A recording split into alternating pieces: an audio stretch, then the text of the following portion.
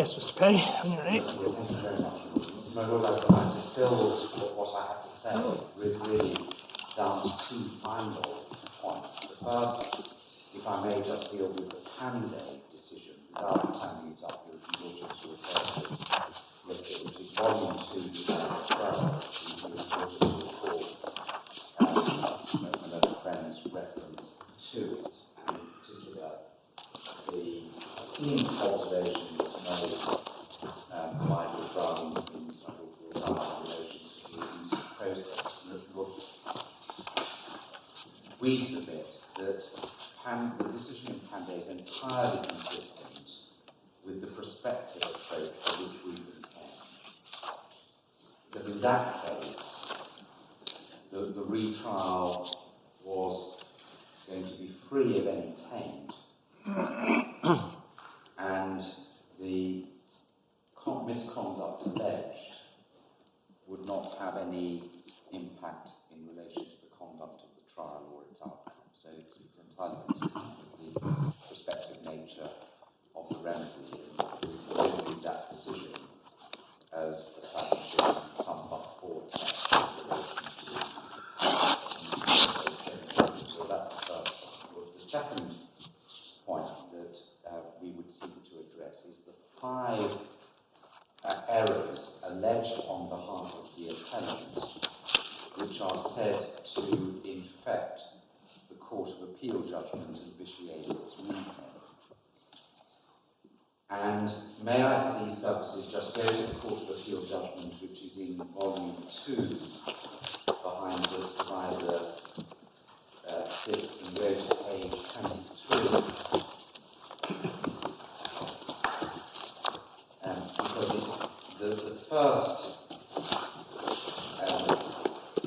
error that's alleged is it said that the Court of Appeal did not apply a but-for test. Not entirely clear that that's right, having regard to paragraph 66, where the Court of Appeal set out what they considered to be the real reasons why a retrial should not be ordered. And at 3, they put it as high as the appellant would not have been charged or tried in the absence of Chapman's evidence. And at little Roman 5, they deal with the circumstances in which the admissions came to be made. So they appear to be putting it on the basis of which have been put to your lordships. The second criticism is the support the Court of Appeal derived from the Panday case, and that's paragraph 62. But this, of course, has to be read in the context of the issue the Court of Appeal is answering at this point. Because at paragraph 62, when they refer to Panday, and in paragraph 63, they're simply using those decisions, both Panday and Ernie, to support the conclusion that the Court of Appeal does have the power to order a retrial. We submit that, in fact, the Court of Appeal needn't have gone to Panday and Ernie for support for that proposition. They could simply have found it in Section 7 of the Criminal Appeal Act. But all they were relying on in relation to those decisions was the fact that there was a power to order a retrial, not that it should necessarily be exercised in one way in this particular case. And that also deals with the... I think there was some... I think Mr. O'Connor sort of questioned whether what inference was to be drawn from the last sentence in paragraph 62. In other words, I think he said, well, is this not a case, this present case, not a case where a fundamental condition of administration of justice, violation of a fundamental condition? May I say that at the end of paragraph 62, we don't read that as the Court of Appeal saying that this is the basis on which we decide this case. They're saying there that grant is helpful to the appellant, but they then go on to say what it appeared to be a deliberate violation of a fundamental condition on which the administration rest. And, my Lord, I fully accept that if that were simply given as the reason for this decision, it may lead to the question of, well, what is the difference? But I've already said what I say about the grant, and also that is not the basis on which the Court of Appeal come to deal with their decision. I mean, as I understand it, what the complaint about that is that it's implicit in the last sentence that the Court of Appeal regard this case as a less fundamental, a less deliberate violation of a fundamental condition, or not as fundamental.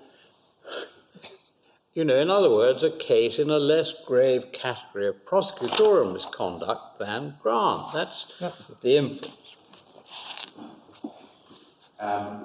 Well, Lord, what the Court of Appeal then go on to deal with, however, are the points which appear at paragraph 66 and 67. And it seems at 67 that the Court of Appeal did accept the strength of the reasons of the arguments advanced on behalf of the appellant, but concluded that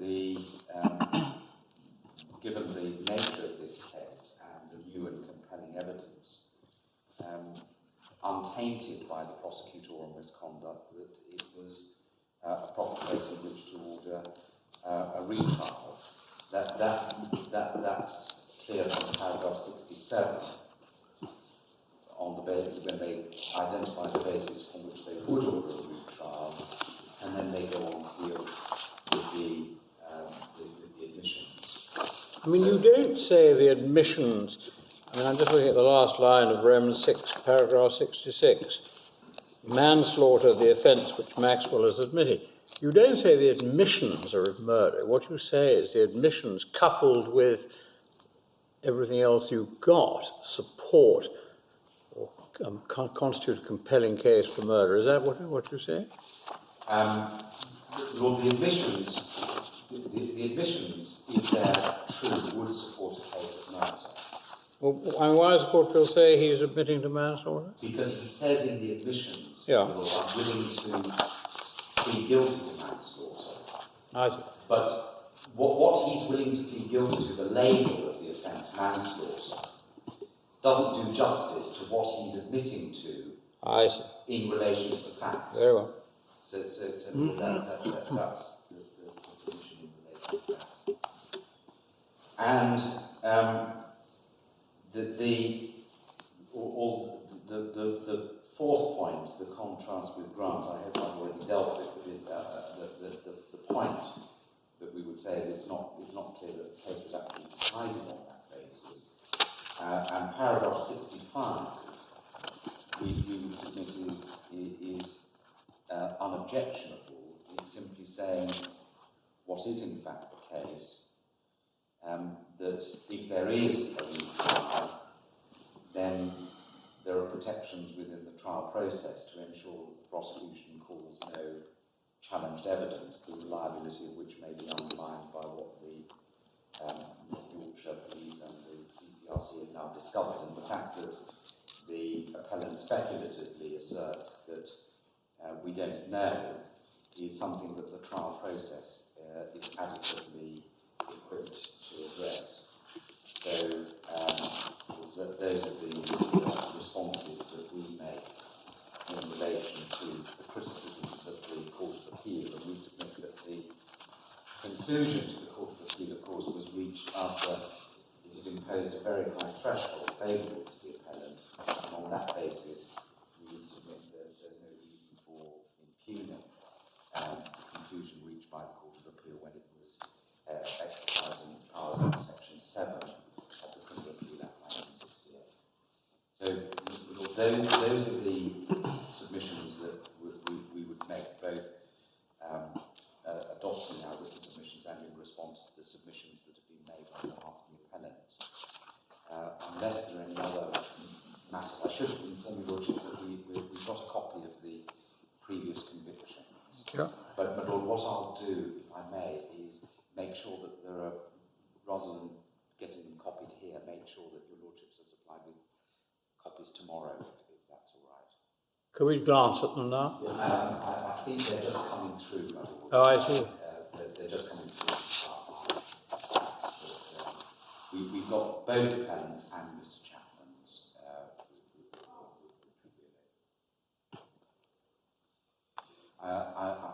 If I can assist your lordships on any other matters.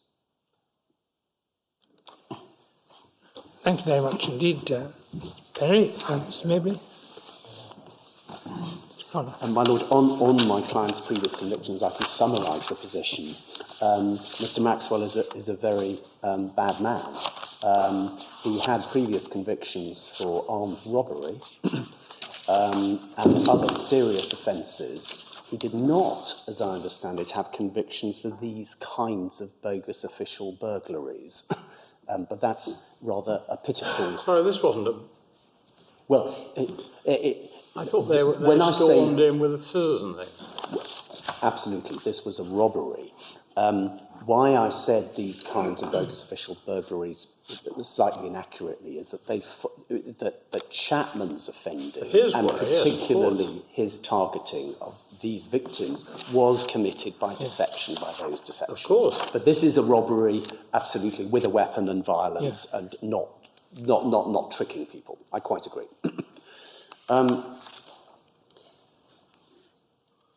Lord, may I focus on Reagan first, because it wasn't argued in the Court of Appeal, and of course at the time of filing our case we had no reason to anticipate this was an argument that was going to be advanced. Indeed, although Reagan is 2002, it's never been advanced, so far as we're aware, or ruled upon before any court in this country, and it is, in that sense, a genuinely entirely novel argument. And may I start by looking at the commentaries about it and then going to Reagan, because in volume 6, at tab 60, Professor Chu, his is the leading work on abuse of process and judicial stays, and it is indeed this commentary that the Crown have put in. And he addresses Reagan at some length. I'm certainly not going to invite you to read it now, but we draw your attention to under tab 60 at page 129. Professor Chu explains the Reagan case. Does he deal with Tobias too? Well, everyone, my lord, Reagan is simply reproducing Tobias and applying those principles. So it should be called the Tobias principles, but everyone calls it Reagan. And he's addressing the same principles. My lord, all I do for the moment is go to his conclusions at page 131, his conclusion of that section.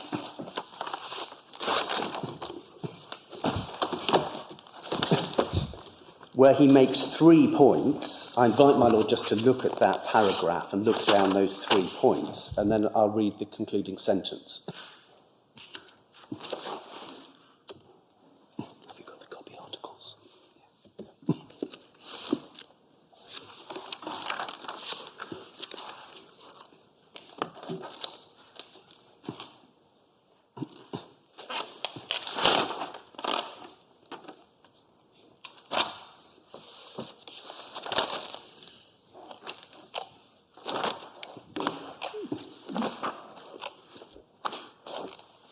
The concluding sentence is highly critical.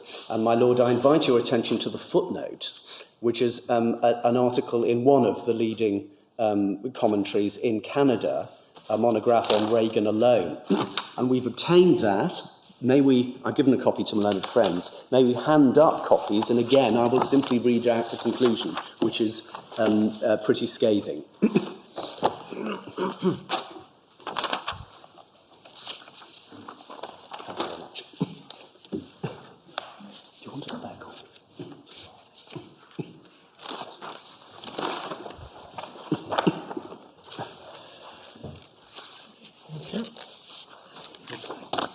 Perhaps may I invite my lord to read the first paragraph first to set the tone of the article.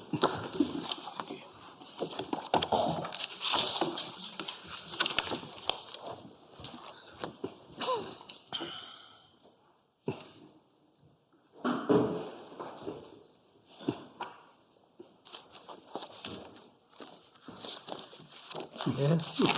And the last sentence, my lord, brings it together. And we agree with this. This is entirely what emerges. Yeah. Sorry, the last sentence of the The whole last article. sentence of the whole article, yes, page 86.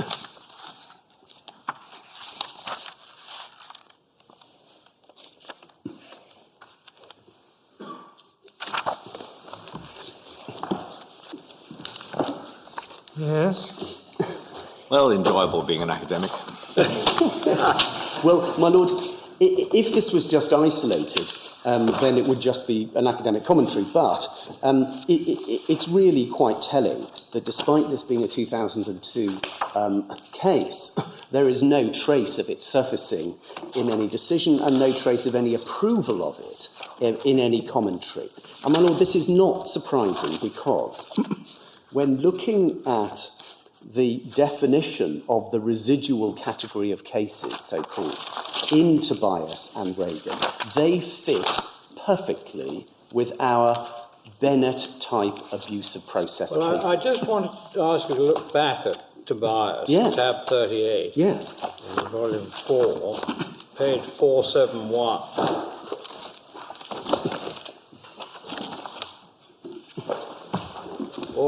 In the middle. Because the residual category, it bears noting, is a small one. But it seems to me to be a different category from that described as the exceptional cases on the very next page, about line 8, which will be relatively very rare. Well, I think those exceptional cases are exceptional beyond the residual category, or is this a misreading? my lord, I think that my lord's puzzlement is understandable and part of the reasons for the criticism of this decision as being obscure. If we look, this passage was not read out to my lord. On page 471, the residual category definition, which is very unfortunate nomenclature anyway, originates from an earlier case in O'Connor. And the passage describing it is as follows. Doesn't relate to conduct affecting the fairness of the trial or impairing other procedural rights enumerated in the Charter, but instead addresses the panoply of diverse and sometimes unforeseeable circumstances in which a prosecution is conducted in such a manner as to connote unfairness or vexatiousness of such a degree that it contravenes fundamental notions of justice and thus undermines the integrity of the judicial process. Now, my Lord, taking that alone, that's pretty close to the rationale behind Bennett-type abuse. This residual category is a small one. In the vast majority of cases, the concern will be about the fairness of the trial.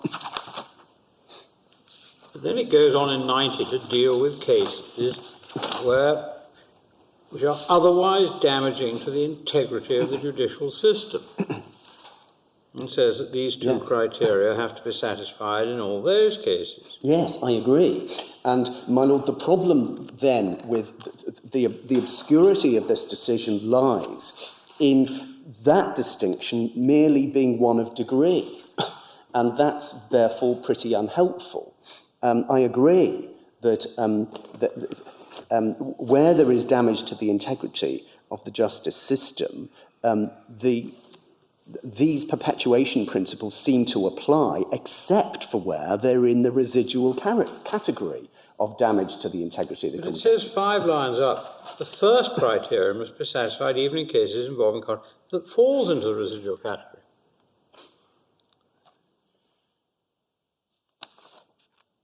Well, my Lord was reading from where? 5 lines up. For this reason, the first criterion must be satisfied even in cases involving conduct Yes. that falls into the residual category. I agree, but then it becomes clearer that the residual category of cases, in fact, is accepted from the requirement for perpetuation. My Lord, there is a contradiction and So where is it? Where is it accepted?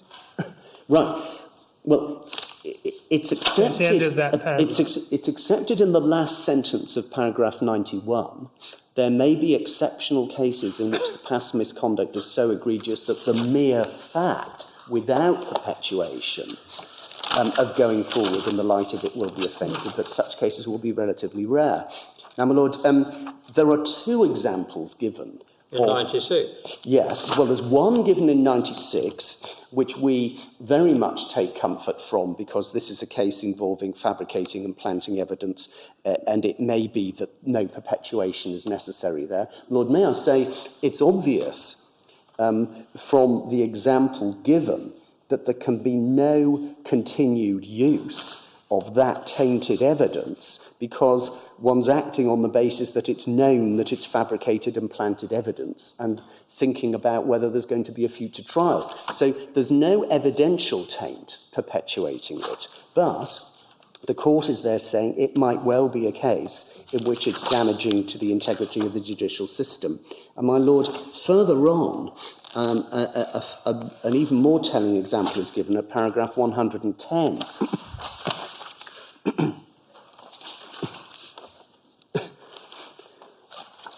Where the court is considering the significance of an affront to judicial independence, and the court, we submit, is plainly contemplating that it may be such, first sentence, that any further proceedings would lack the appearance that justice would be done. And 4 lines down, even in the absence of an ongoing appearance of injustice, the very severity of the interference could weigh so heavily against any societal interest in continuing the proceedings that the balancing process would not be engaged. This would occur rarely and only in the clearest of cases. And then going to the end of the paragraph over the page, about 8 lines up, they give an example of what they mean. If it were established that Mr. Thompson and the Chief Justice had acted in bad faith and not out of a legitimate concern for the expeditious conduct of the appellant's cases, then this might well have constituted one of those rare and clearest of cases, i.e. not requiring perpetuation. Bad faith. This was a trivial example. I mean, I would have thought this sort of thing routinely happens, and arguably for thoroughly good reason. If a judge is notoriously slow, you don't want to give him a difficult, sensitive case. No, my Lord, I understand. My Lord, we are simply saying how unhelpful the perpetuation concept is when these vague exceptions are introduced.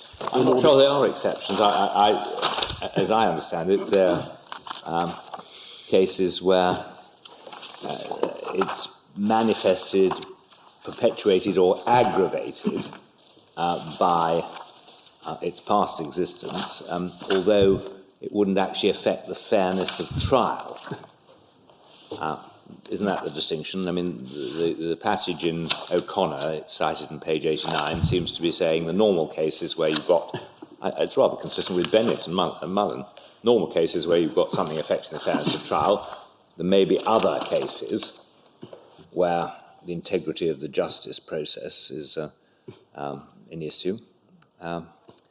And those other cases may rarely include cases where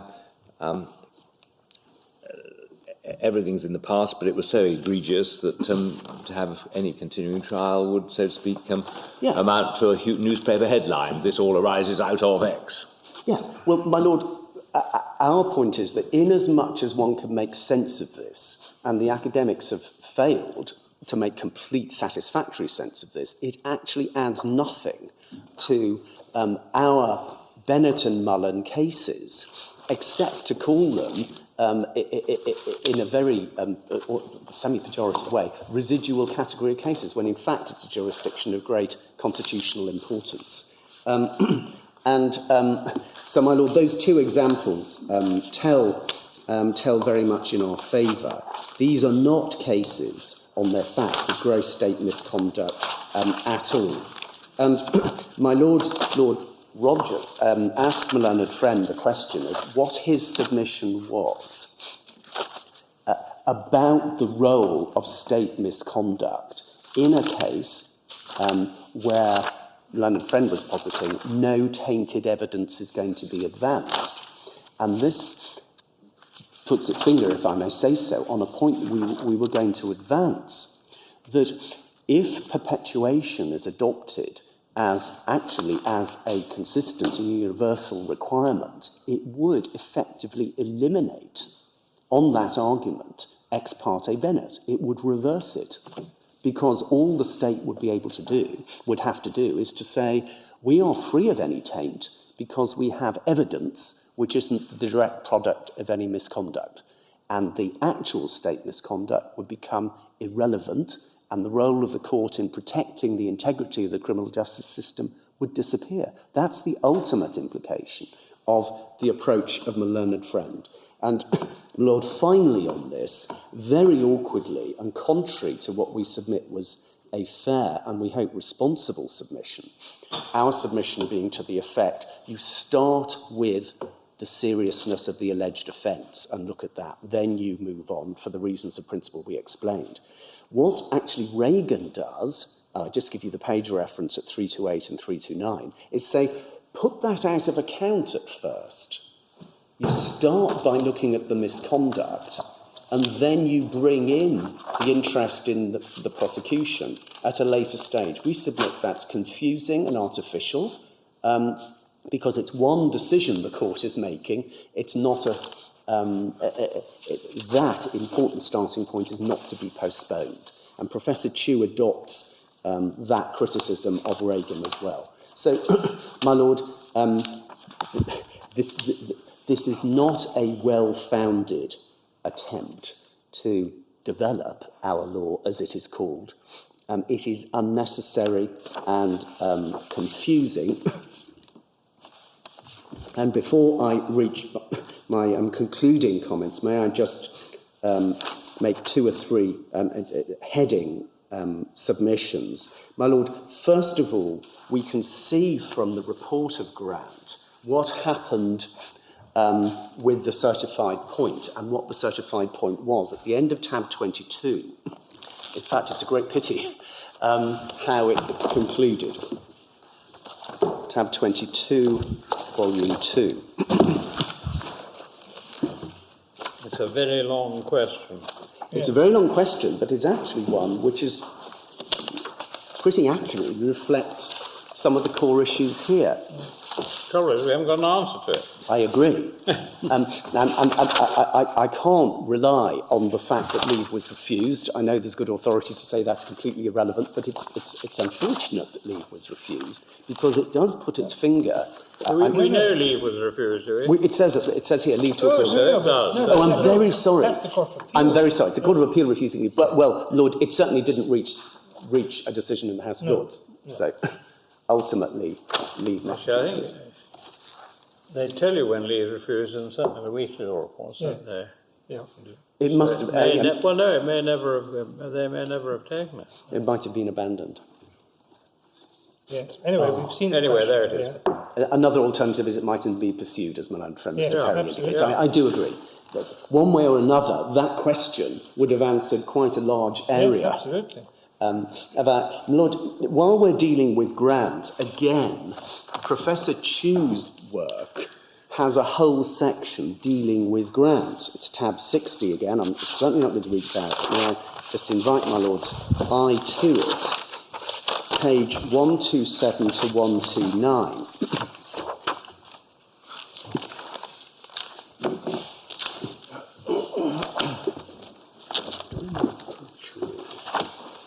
You wouldn't actually support the last bit of the question in Grant, because I see it says it assumes that the stay was a method of disciplining the investigating authority, which you expressly discounted as an aim of... Well, I agree, but so also did Lord Justice Lords in Grant as well. Yes. I mean, it wasn't to discipline, and he said it wasn't. So who is Professor Chu? Well, my learned friend has the book here.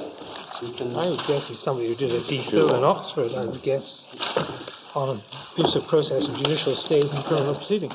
My Lord, he's Professor of Law, well, I don't know which is Singapore or more something. eminent for him, Lord. He's, first of all, Professor of Law at the University of Warwick, and secondly, a barrister at Matrix Chambers. Oh, there we are. One or the other is going to impress, my Lord. Yeah, and is it a DPhil thesis, does it say in the front?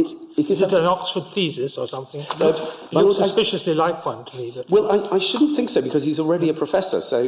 they become professors If you remarkably. look at the preface. Yes, we tell you in the preface what the origins of the book are.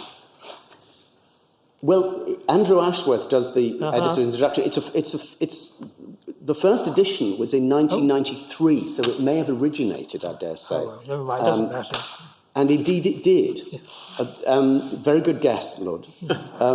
Very good guess indeed. My doctoral thesis written in the late 1980s, in corporate, etc. Yes, got it. Yes, okay. But my Lord, it's had the benefit, of course, of many years of buffing and Absolutely, commentary and discussion, and it is the leading work. Absolutely. Thank you very much. Now, my Lord, Grant is considered there, and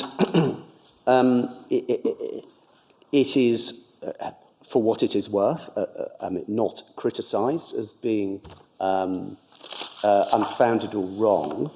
And indeed, towards the end, it points up that last sentence in this section over the page 128. The decision that a stay would have been appropriate on the facts of the case was no doubt prompted, as this is Professor Ormerod has pointed out. End of 128. 128, the last sentence above the footnotes. Yeah. Was no doubt prompted, as Ormerod has pointed out, by the fact that the court could make this decision safe in the knowledge that, provided it was anchored sufficiently tightly to the unique facts, there would be no opening of the floodgates for abuse applications. And Lord, I can say, I'm sorry I didn't quite anticipate going into this, but Professor Ormerod's commentary, which is footnoted 123 on page 129, and he is the editor of Blackstone's criminal law textbook, and a very respected commentator. He points to the, I quote, the multiple bases for the grant of a stay in the case of Grant. We have that at tab 63. Is it in here? We have included it. Marvellous. That was an idea. I'm very sorry I didn't say that, but he points somewhere in there, which I haven't marked up. He points to the multiple bases on which the grant of a stay in Grant was justified. Perhaps that you could find where he says that. But I'll move on, and I can tell my Lord in just one moment. So, my Lord, it would be, we submit it would require very careful consideration and compelling reasoning for this court to rule that Grant was wrongly decided. 2 small points. Although, of course, there are particular characteristics to the abduction cases involving potential breaches of international law and violation of treaties, they are plainly treated in Ex parte Bennett, which is the Fonzetta Riga of all this, as but one example of the wider jurisdiction. And Lord Lowry at 78A in Bennett says this is but one example of the wider principle. And Lord Griffith's sentiments were similarly set it in a wider context. Final, very short point, and then I will make some concluding remarks. My Lord, the fact that the Court of Appeal can order a retrial under Section 7 without any need for application by the Crown is no answer to the statutory language which we submit does create a kind of burden that it must be required by the interests of justice. The court must be satisfied, whether by the Crown or on its own examination of the facts, that the retrial is so justified. And Lord, we are merely asking for no more than the application of current principle.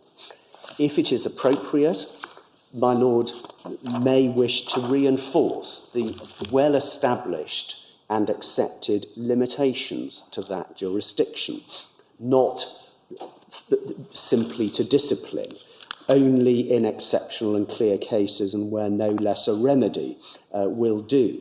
the prospective focus rather than looking back.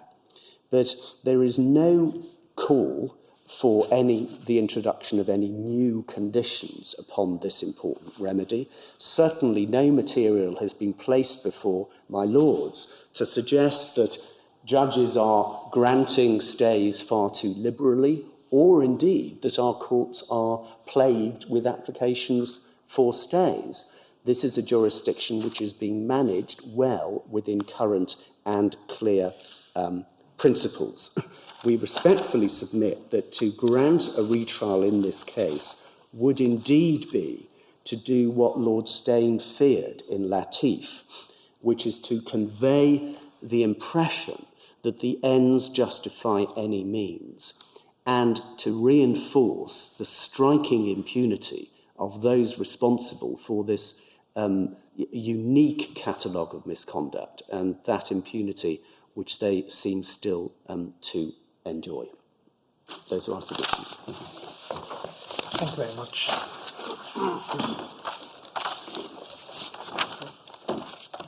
The Court is extremely grateful to counsel and agents on both sides for their very helpful submissions in what is a difficult and interesting case, and we shall take time to consider our decision on that. Thank you.